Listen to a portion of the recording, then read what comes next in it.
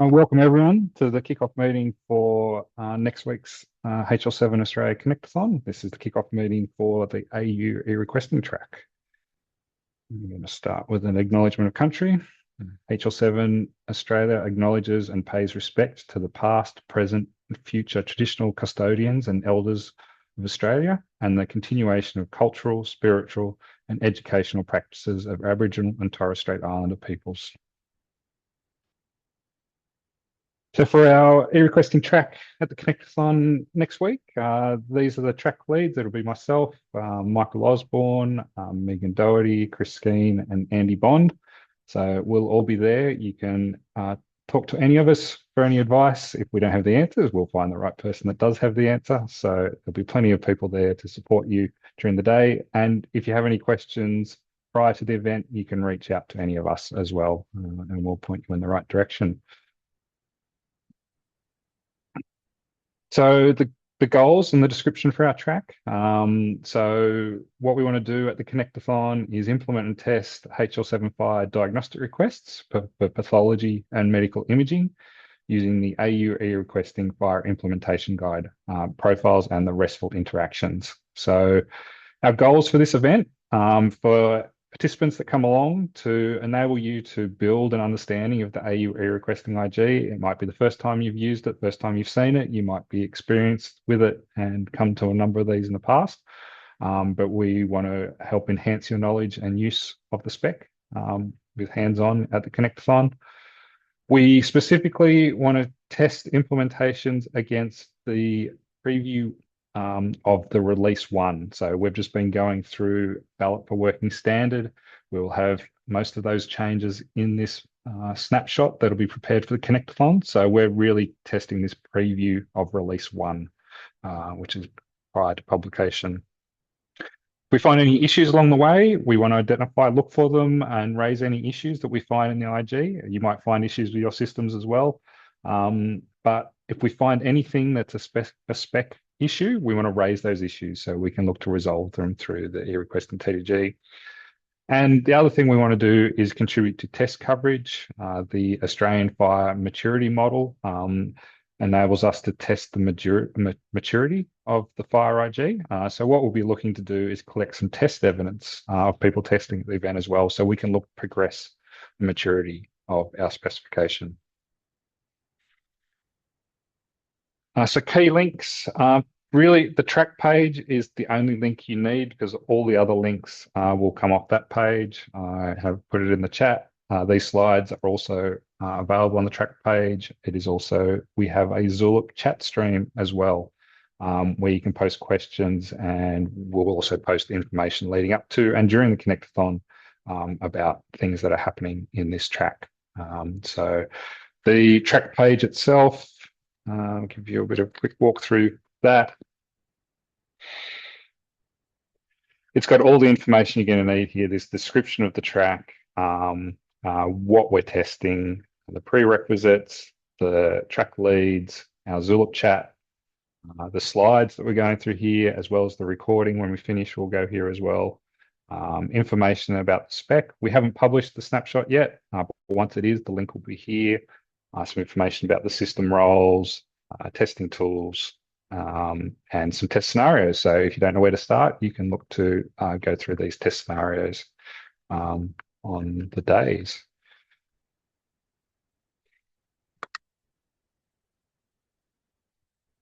For the timeline of activities, our agendas for the day. So it's a two-day event. We're starting on Tuesday, the 9th of December. It's at Melbourne Connect. It's the same place if you came last year. It's the same place it was last year in Melbourne, but 700 Swanson Street. So from 8:30, it'll be sign on. Then we'll do acknowledgement of country and kickoff. And then really we just have one agenda item for eRequesting, which is testing eRequesting. So we'll have it's one large room at the Connectathon. So all the tracks are running in the same room. We'll try and congregate together at one part of that room. So we have people testing eRequesting together. And looking at basically testing against the spec, testing against each other, and running through that. And then at the end of each day, what we're kind of looking at afternoon session is really gathering those test results, any feedback, any issues that you might have raised. We'll do it throughout the day, but we'll just look to focus on that in the afternoons as well. Throughout the day too, there are a number of breakout sessions, and we've got those listed on the agenda here. I'll go through that a little bit more in a future slide, but they'll be spread out. We don't have any dedicated eRequesting breakout sessions planned. What we thought we will do is we will do ad hoc breakout sessions. So we might find some interesting topics that people might be interested in talking, depending on who's there on the day. And we'll just go into a corner of the room and have those informal breakout sessions. So like I said, day 2 is very much the same, kicking off from 9 o'clock. Then we'll be looking at more testing and more testing and more testing, making sure we gather that feedback and test results prior to leaving on the day. After afternoon tea on the second day, we do a report out. So that's where it's an opportunity to show what people have done in eRequesting, a chance to showcase what you might have tested, what you might have achieved.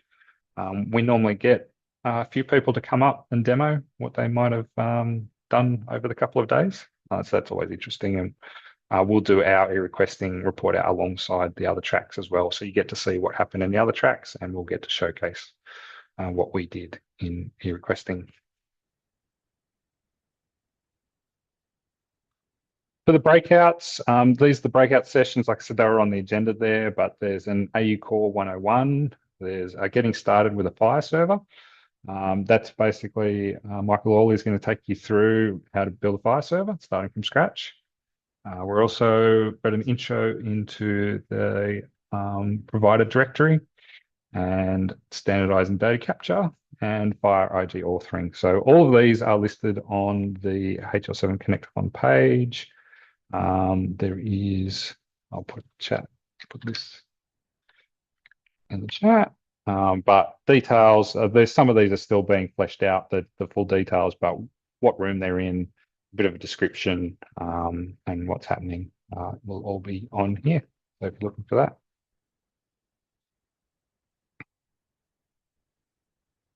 Checklist prior to coming. Register for the Connectathon. So the event is sold out. So I assume you've already got a ticket. If you haven't got a ticket and you're trying to come at the last minute, make sure you email events@hl7.com.au so you can go on the wait list. If any last minute tickets become available, you might be able to sneak in. But you do have to register because it is a sold out event. There's a pre-event survey. Again, this is the link to this is in an email that's been sent out to you. It's also on the track page. So you can just follow that. That is important because that's getting information about who you are, what you're bringing, whether you've got any dietary requirements, those sorts of things as well. So it's important to complete that pre-event survey. Connect with your track leads. If you're watching this, then you're doing that. You can also reach out to us on Zulip or email if you need to. So you want to sign up for chat.fire.org so you can participate in the chats we'll have. Sign up for a HL7 account. These are free accounts. But what that does is enables you to raise issues in our Jira issue tracker. So definitely create one of those so you can create some issues if you find any on the day. And then get familiar with our eRequesting IG. I'm going to walk you through a little bit of that in a minute, but having a look and making sure you've got an idea. Doesn't matter if you haven't used it before, but have a bit of poke around so you come with questions on the day.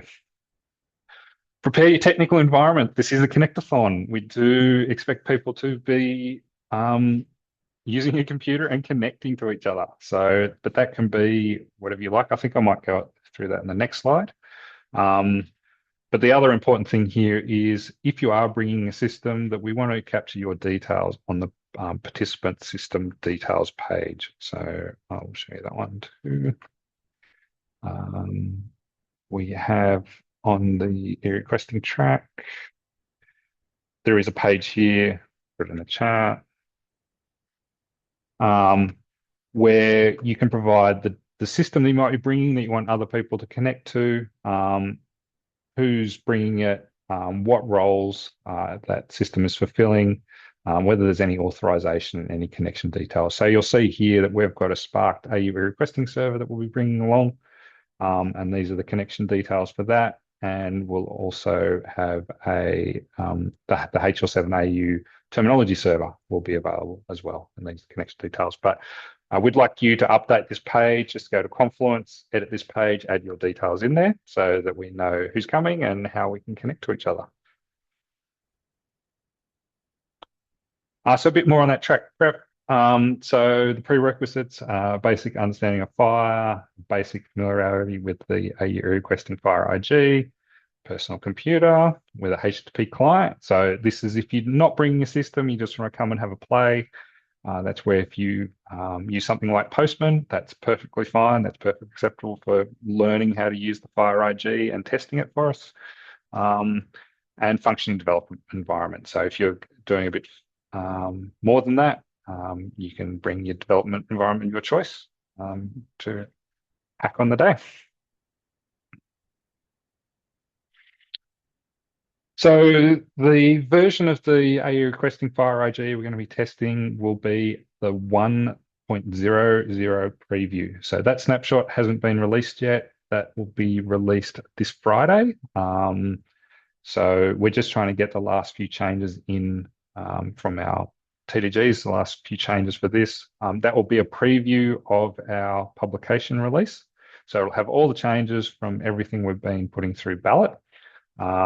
And will provide a good platform for testing what version 1 of the specification might look like. But that's why we want to test this, so we can identify any issues we find along the way. Some key things to note if you have been to one of these before, some of these changes that we have introduced since the last Connectathon, you'll notice there is a change log. I'll just make that a bit bigger. Again. There we go. We've got a change log. And when we do publish the snapshot, this release will show 1.00 preview, but these are all the changes that form part of that release. And you can see here, there's some general changes here, but then we break up the changes by each of the profiles. So what changes happen to the clinical context document reference, the communication request, the copy to. So if you're looking to see what's different since last time I tested this at a Connectathon, this will provide all that information. One of the key things to note is that we have introduced some new profiles in this release.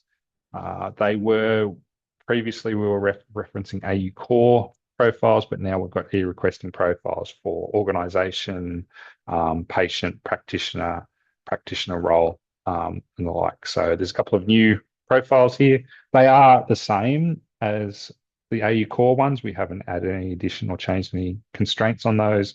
We've just added some obligations, eRequesting actor obligations, but they are there now. So if you'd like to test those, that would be great.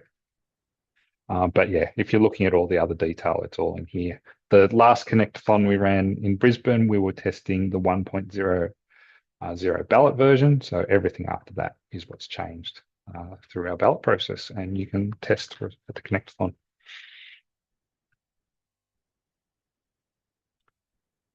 What type of testing you can do when you're at the Connectathon? There's a number of different actors or system roles that are part of eRequesting. We have the eRequesting placer, which is a client system, and that's a system that is responsible for creating diagnostic requests. We have the eRequesting filler, another client system that is responsible for finding and retrieving diagnostic requests fulfillments so that service providers can fulfill them. We have a patient client as well. We're a system that allows patients and their representatives to view diagnostic requests and fulfillments of diagnostic requests. And then we have the eRequesting server role as well, a system that accepts diagnostic service requests and makes diagnostic service requests accessible. So that's where at the Connectathon, we can have different people using their systems to play different roles. We're going to bring along the Sparked eRequesting server, so you can use that, or you can use your own, or you can use someone else's, or a combination of all the above. And the placer can create, update, and search requests on that server. The filler will search, read, and make updates to those requests. and then the patient can search and read for that as well. For testing scenarios, we don't have any specific testing scenarios, but we do have a guide there if you're looking for where to start. But you might have your own testing scenarios, things that particularly you want to test in your system, or areas you have particular interest in. But on the track page, we do have a bit of a basic set of testing scenarios that you can use. We'll see that at the bottom of the track page. And these, you can do this in Postman or your system, depends what you want to do.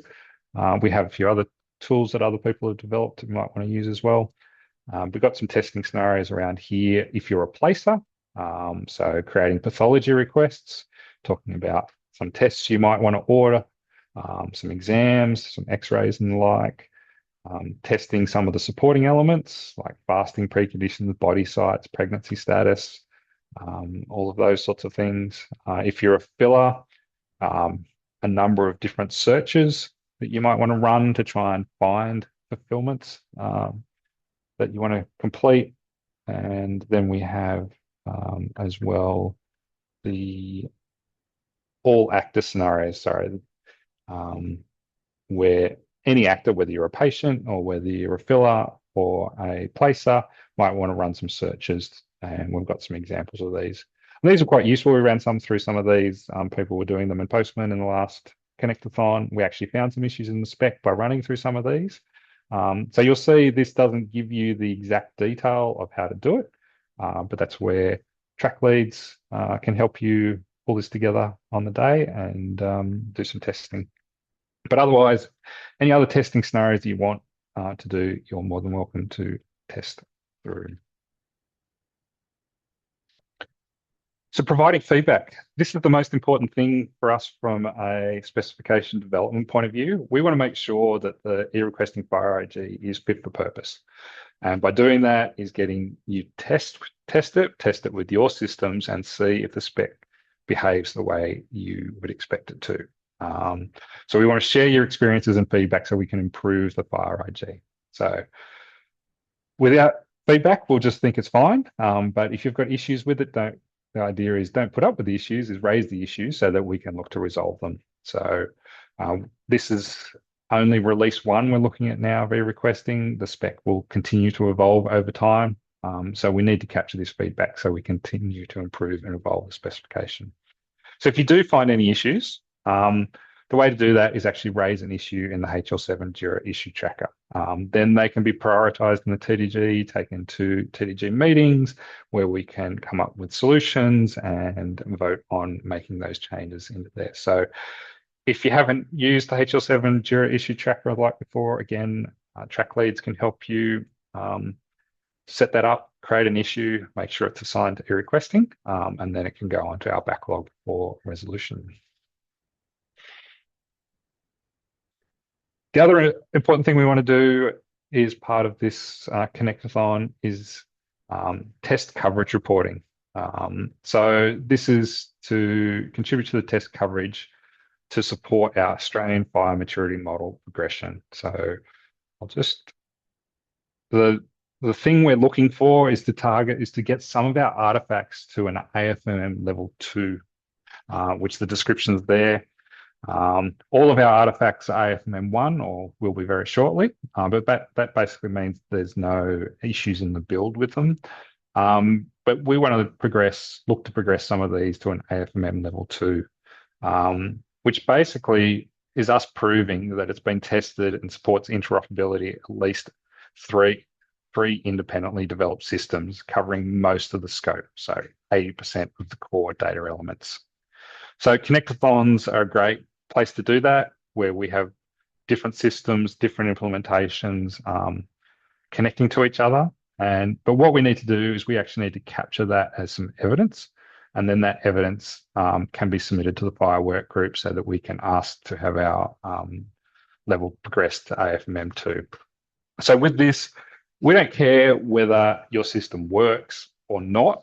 It's about whether you've tested it and are happy that the specification is right. So this is not about whether your system actually conforms to eRequesting, whether it has issues or the like. This is really about testing the spec and seeing, have we tested the spec and does it behave the way we expect the spec to? Is it profiled correctly? And what we do out of this is we create some things like test coverage reports, which just talks about who participated in testing. You'll see here from previous events, we've had a number of organizations test. And then we can roll it up about, well, what roles did they test? And what profiles did they test? And then here looking at the type of interactions that we've tested, whether there's read and search and the like here. So this is all about coverage. It's not about whether the test passed or failed. It's just about gathering some coverage. So we can show that we've had 3 independent systems test this. And to do that, there's some test coverage reports here. There's one here for the, just bring that one up.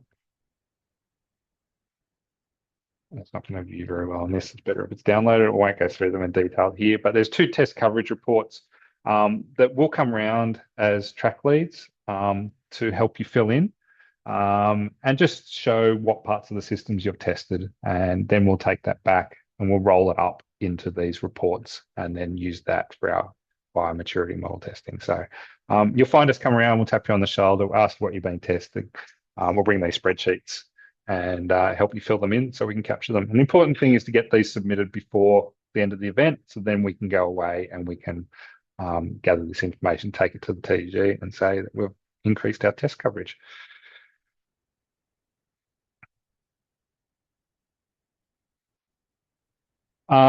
Normally I would go through introductions here and ask participants what you'd like to get out of the Connectathon. We don't have many in this call at the moment, so if you're watching this, you're probably watching the recording.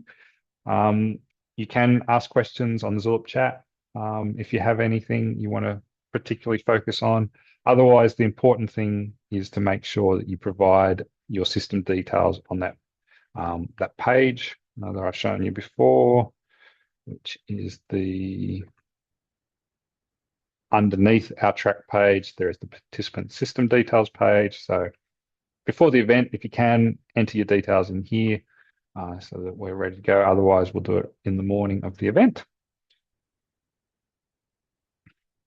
Other than that, like I said, the only important link you really need is the track page link. Any new information that's available will be put on that track page. We'll also post on the Zulip stream once the eRequesting IG snapshot has been published and is ready for testing, which I said is likely to be this Friday. I will also post on there once the eRequesting server has been set up and configured with that IG as well. So that'll all be published there. And any other questions or things that come up prior to the event will go on that Zulip stream. So I think that's the end of our presentation today. So looking forward to seeing everyone there next week. And let's have a great time while we're there.